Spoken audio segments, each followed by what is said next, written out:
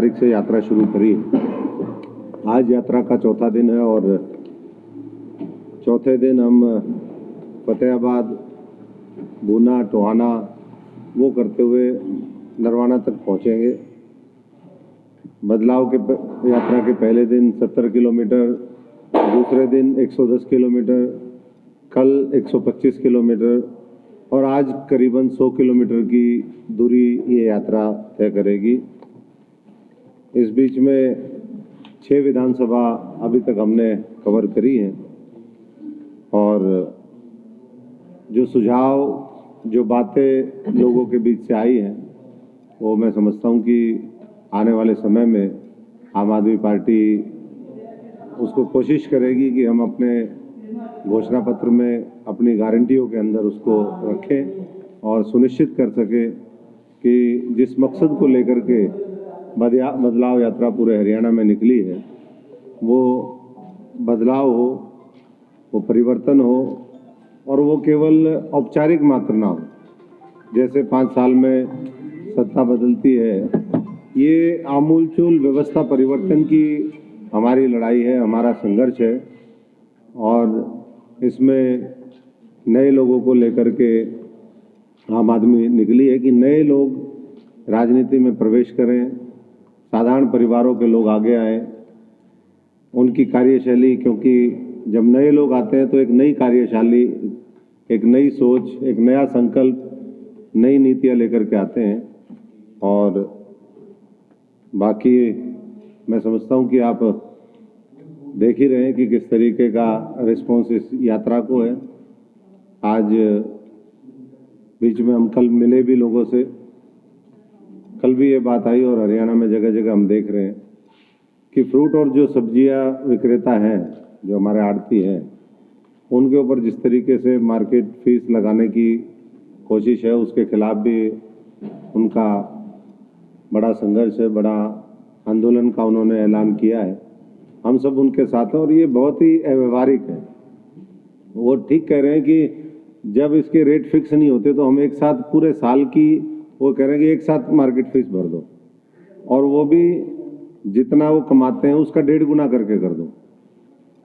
तो ऐसे में हमारे सभी साथी जब भी उनका संघर्ष होगा उसमें शामिल रहेंगे, धरने प्रदर्शन से लेकर के। जहाँ तक सवाल फतेहाबाद का है, तो फतेहाबाद तो आज भी वो रेल की सीटी सुनने के लिए इंतजार है, जिसका सर्वे हम करवा के गए थे।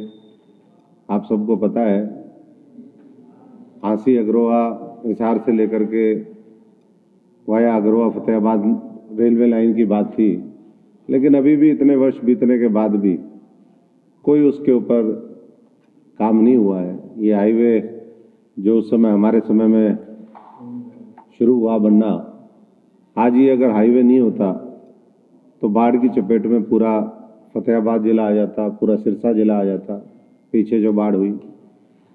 और दुर्भाग्यपूर्ण है कि यहाँ के चुने हुए प्रतिनिधियों को जब एक 1.5 महीना पानी खड़ा रहा तब भी वो विधानसभा में ये सफाई देते रहे कि जी वहाँ तो कोई पानी है ही नहीं। जब सरकार के प्रतिनिधियों को दिखेगा नहीं कि कहीं पे समस्या है तो उसका समाधान किस तरीके से निकालेंगे। इसलिए आज भी उचित मुआवजा ना फसलों का मिला है, ना जिनके मकान गिर गए, जिनको और दूसरे तरीके का कोई व्यापारियों को लॉस हुआ, उसका किसी तरीके से भरपाई ये सरकार नहीं कर पाई है। और हकीकत से दूर वो सरकार और उसके प्रतिनिधि हैं। अभी पीछे की एक वीडियो वायरल हो रही थी यहीं के एमएलए की, जिसमें वो कह रहे थे हमने फ्री के गैस कनेक्शन दे दिए। तो सामने से बात आई, हम तो 1150 रुपये में खरीदते हैं ये जो गैस है, तो फ्री के कनेक्शन कहाँ? सरकारी योजनाओं का लाभ जिस तरीके से लोगों को मिलना चाहिए आज वो नहीं मिल रहा है। और मैं समझता हूं कि इन चीज़ों को लेकर के जनता में भारी आक्रोश है। आम आदमी पार्टी नौजवानों से भी संपर्क में है, लगातार नौजवानों को हम आम आदमी पार्टी के साथ जोड़ करके उनके समस्या को उठाने का काम करें। ये पूरा इलाका नशे की चपेट में है, ये हम जानते हैं और आए दिन कम से कम 2-3 घटनाएं इस पूरे, अगर दोनों जिलों की हम बात करें, सिरसा फतेहाबाद की, तो कोई ऐसा दिन नहीं जाता जिस दिन नशे की वजह से लोग मौत ना होती, और ख़ासतौर से नौजवानों की। परिवारों ने, क्योंकि बेरोजगारी है, पहले तो अच्छी शिक्षा नहीं है, और अगर कोई पढ़ जाता है तो रोजगार नहीं है, इसलिए वो साथी बाहर पलायन के लिए तैयार हैं। मैं केवल करनाल जिले का एक उदाहरण आपको दे रहा हूँ। मुख्यमंत्री जी का खुद का वो जिला है जहाँ से वो चुन करके आते हैं। करीबन हर साल 3,500 के बीच में लोग वहाँ से विदेशों को पलायन कर रहे हैं, जो डंकी का रास्ता बोलते हैं, इलीगल तरीके से। उनको जान का भी खतरा है, और 50-50 लाख रुपए औसतन उसके ऊपर वो पैसा लगा करके जाते हैं। कई बार हमने देखा कि वहाँ जाकर के गलत रास्ते से जब वो जाते हैं तो मारे भी जाते हैं बेचारे। ये क्यों हो रहा है, ये सबसे बड़ा सवाल है।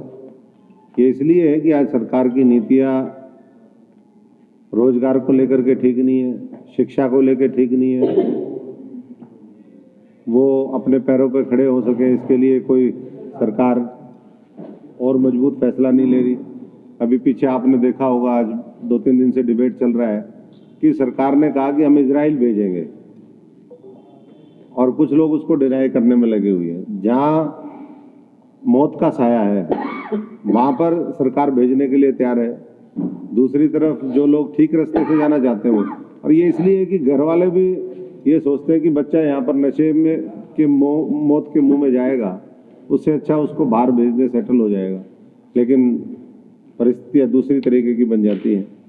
इसी तरीके से जो न्यूक्लियर प्लांट का मामला था, आप सब जानते हैं, पत्रकार साथी, 2014 के अंदर 13 जनवरी को उसका शिलान्यास उस समय के प्रधानमंत्री के माध्यम से हमने करवाया था। लेकिन 9.5 वर्ष के बाद भी, अब तो करीबन 10 वर्ष होने वाले हैं, अगले महीने 10 वर्ष हम मना लेंगे। 10 वर्ष में ये सरकार न्यूक्लियर प्लांट नहीं बना पाई है। अभी भी उसकी पाइलिंग, कभी कहते हैं पाइलिंग धसगी, कभी कहते हैं 4 दीवारी हो रही है। अगर ये न्यूक्लियर प्लांट सही समय पर लग जाता तो मैं समझता हूँ कि हरियाणा बिजली के क्षेत्र में आत्मनिर्भर बन जाता। उस समय हमने ढानियों को लेकर के पॉलिसी बनवाई थी कि सभी ढानियाँ बिजली के साथ कनेक्ट होंगी, वो बीच में अधूरी है। और इसी तरीके से आज हर वर्ग, चाहे वो किसान हो, मजदूर हो, गरीब आदमी हो, छोटे दुकानदार हो, आड़ती हो, कर्मचारी हो, हर वर्ग परेशान है। तो ऐसे में आम आदमी पार्टी, लोगों को उम्मीद की किरण दिख रही है कि आम आदमी पार्टी आएगी, पंजाब की तर्ज पर रोजगार देगी। वहाँ पर करीबन 50,000 के आसपास पिछले जब से सरकार आई है रोजगार, सरकारी नौकरियां देने का काम किया। हरियाणा के अंदर भी 2-2.5 लाख सरकारी नौकरियां वो अभी भी निकल सकती हैं, पेंडिंग है, लेकिन सरकार उसको एडवर्टाइजमेंट नहीं करती है। एडवर्टाइजमेंट होती है तो पेपर लीक हो जाते हैं पेपर होने के समय में। तो इस तरीके से आज भी हरियाणा का जो नौजवान है वो सरकार के जिस तरीके से फैसले हैं उनसे प्रताड़ित है, पीड़ित है, और हम उनसे आह्वान करते हैं कि आने वाले समय में आम आदमी पार्टी को एक मौका दें, हमारे साथ मिलकर के एक इस महाअभियान का हिस्सा बने, जो पूरे देश को किस तरीके से हमें दुनिया के अंदर नंबर 1 बनाना है, सबसे आगे लेकर के जाना है, उसमें भागीदार बने। और कल अरविंद जी ने बठिंडा में कहा भी, जब 1125 करोड़ की सौगात उन्होंने वहाँ पर दी भगवंत मान जी, और उन्होंने जब डिक्लेयर किया कि बठिंडा जिले के अंदर कभी भी इतना बड़ा प्रोजेक्ट एक साथ नहीं आया, तो ऐसे ही मैं समझता हूँ कि आम आदमी पार्टी दिल्ली से लेकर के हरियाणा, पंजाब, सब जगह मजबूत स्थिति में है, और सत्ता और विपक्ष दोनों को हरियाणा की जनता 2024 में सबक सिखाएगी। जमीनी स्तर पर हम संगठन मजबूत करने में लगे हुए हैं, उसके लिए आप सबका भी सहयोग चाहिए, और पूरे फतेहाबाद के हमारे साथियों का मैं आभारी हूँ। बहुत बहुत धन्यवाद। आगामी लोकसभा चुनाव को कैसे देखते हैं? आगामी लोकसभा विधानसभा दोनों की आम आदमी पार्टी पूरी तैयारी में लगी हुई है। ये बदलाव यात्रा भी उसी का हिस्सा है। वैसे तो ये एक अभियान है जो लंबे समय तक भी चलता रहेगा, जिसमें हम देश को, हरियाणा को आगे ले जाने का जो हमारा संकल्प है उसके साथ लगे हुए हैं। लेकिन धरातल पर अभी